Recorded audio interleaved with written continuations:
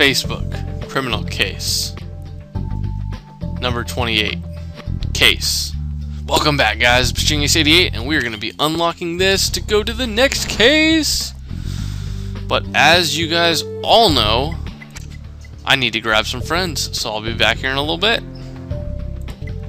And we're back. Look at that, I got John Doe helping me out. It's pretty awesome. I don't know why it says that, but I'll take it. The Haunting of Elm Manor. Ooh. Oh, great. Captain Ace, call an exorcist. The haunted house on Elm Street has killed someone. Not more crazy talk. What are you on about this time, Ramirez? The haunted house of Grimsboro, Elm Manor, has just killed its owner. I tell you, that house is evil. Ramirez, there's no ghosts or haunted houses. Ace debunked it once with the ghost of Grimsboro, and they'll prove you wrong once again. So now we're going to do House on Haunted Hill, apparently. I love the references to all these classic movies. Can only take a couple more of them, but...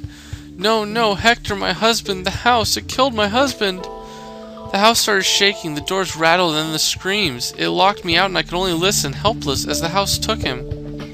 Ramirez, get her out of here. She's obviously in shock. See, I told you the house was haunted. We should all leave this house before it kills us too. Come on, Ace, keep your head on straight. No ghosts, no haunting, just a possible homicide. Are you ready for this? I was born ready. I got this shiz. Alright, so chandelier fell on him. That's kind of a bummer. But nothing we can't handle. So what do we got here? Fat vinyl ribbon. What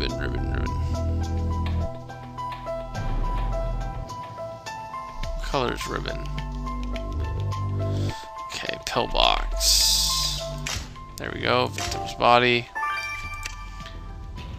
Vinyl basket bat.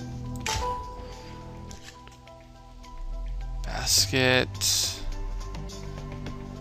Oh, that's gonna be a clue or something. There it is, yep. And then ribbon, I don't know where the heck this thing is. Oh my gosh. That would, yeah. I don't think I would have been able to do that.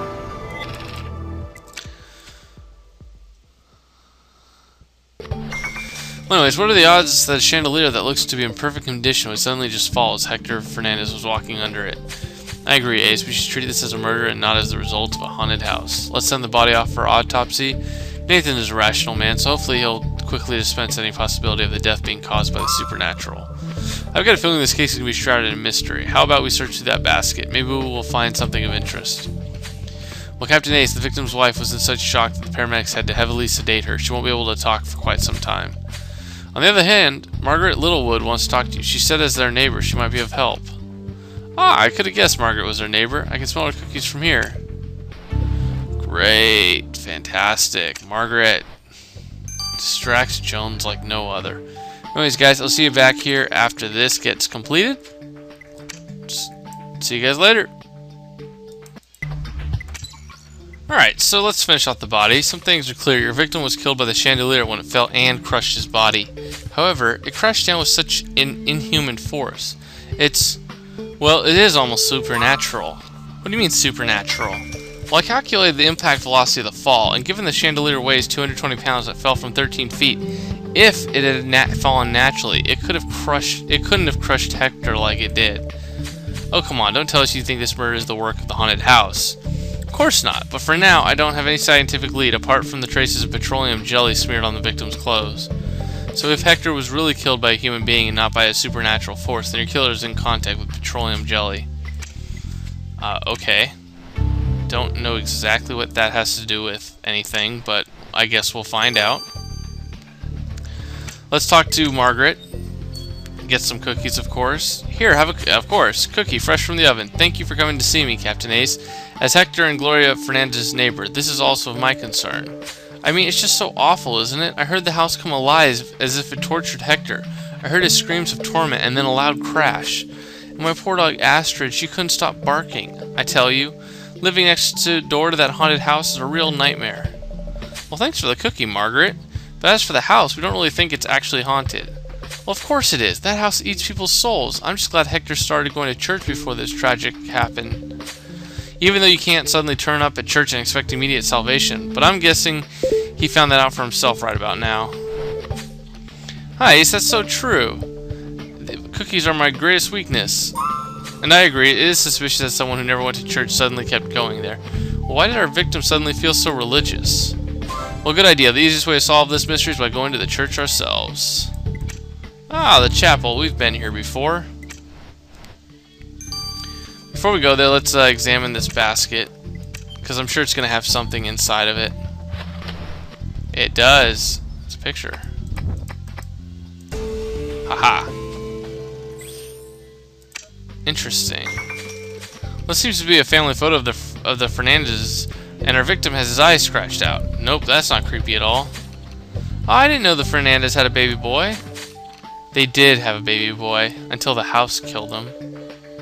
Oh, you can't creep up on people like that. Well, I'm sorry, officers, but as a housekeeper, it's my duty to walk around noiselessly. So you're the housekeeper. And wait a second, did you just say the house killed their baby boy?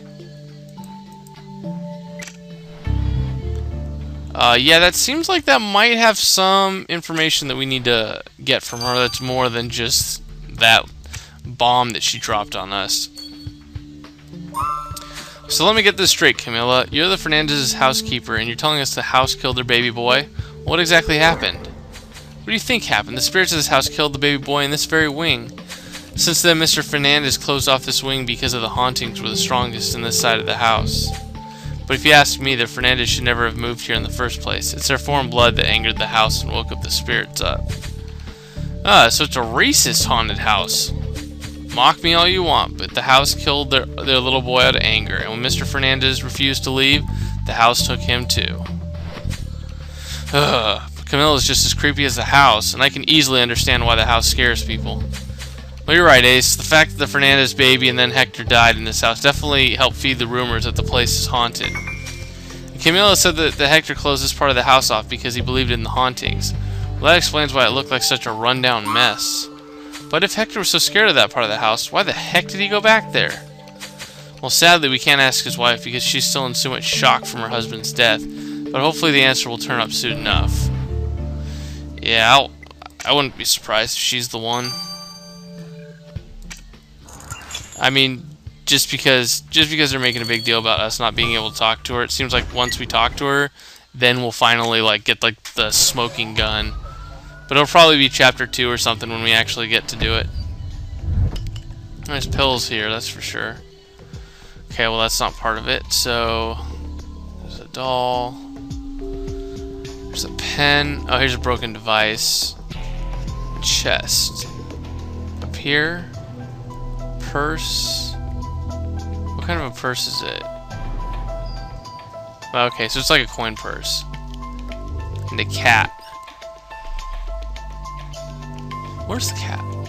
Cat's lying down somewhere. Ah, there he is. Coin purse. Oh shoot, I didn't look at the guitar. Chest, guitar, pen. I misclicked, but that's okay. The only problem about doing this, I like to do it full screen because it's easier for me to select stuff. But anyways, Margaret told us Hector kept coming to this church before his death. Now we need to figure out why he suddenly kept coming here. And so if you think this broken device might be the key to answering that, Ace, then would you mind piecing it back together? And no problem. I'll start doing your job. That's cool. Another puzzle. Let's do it. Oh, it's got a name.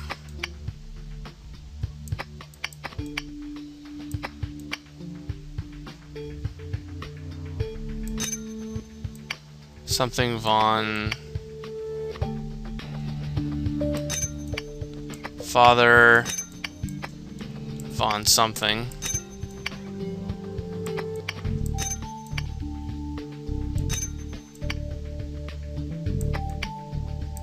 There we go, there we go.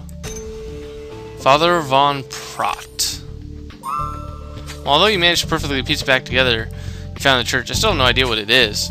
But luckily it's got a name on it, Father Von Prot. Let's go ask him what this device is for. He looks a little conspicuous. Just gonna throw that out there. What's up, father? Oh my goodness. Hector Fernandez is dead? I failed him. I failed to save him in time from that house. Gosh, please don't tell me even you believe that the house is haunted. Well, the house isn't haunted, it's possessed. Hector came to me a few weeks back. He was a haunted man. He said the house talked to him, hungry for his soul. He told me of such truly terrifying events. I begged him to move out, but he refused, so I proposed to try and exorcise the house. I went to his house to monitor the level of paranormal activity with my Geiger counter, and the levels were through the roof. Officers, stay away from that house. It's full of evil. Do not return there. Later that night. I'm completely lost, Ace. Everyone around us believes the house killed Hector and his baby boy. And what if they're right? Well, Captain Ace, I've got fantastic news. The victim just spoke to me from beyond the grave. I like it. They keep leading into the next chapter. So guys, stay tuned as we go and head on to Chapter 2. This has been Pitching Ace 88. I'll see y'all next time. Over and out.